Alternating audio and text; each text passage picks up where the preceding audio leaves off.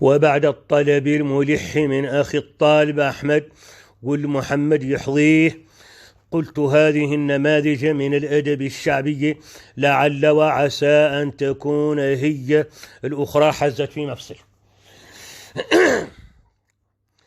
الشرف دون الإسلام محال، وعزا وعفر الإسلام، واللي ادعاه ما عد الأعمال الدل عليه ذا العدل حرام. من عند الراس يعود معروف نسب، ويعود باذل المعروف، ويعود بحسن الخلق موصوف، ما هو حد نشريه بكلام. يقول ذاك حديث موقوف، تصديق الناس من دون شتام. من البراهين يعود مشيوه بالعين، وكاتبين الأعلام. ما يتواسى غير الحروف، ما هي معروفة دون العجام. ما يتواسى غير الحروف، ما هي معروفة دون العجام. حامر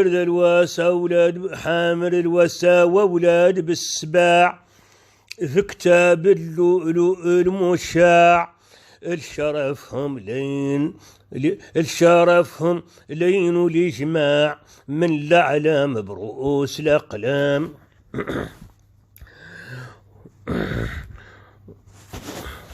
ولقى الطراو في الناس طماع للهدايا، قطوا الأعوام يعطوها أموالهم قاع. ما هو بالبطولات خمام.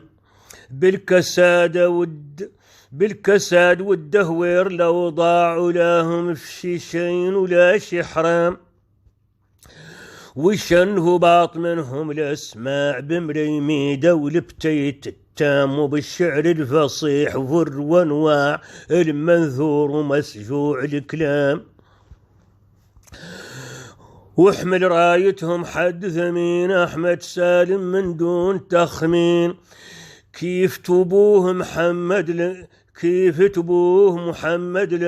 الأمين، وكيف عبد الودود همام. الكلام حملوه فيهم الزين، الكلام حملوه فيهم الدين، معاه المروة وذاك شهام. حد أعطاه الإله خصه بالتوفيق، وذاك في الختام للطالب حايز. أنا نص لأحمد سالم القدام. رباه الحبيب الله الأبياري ثم الإيميجيني.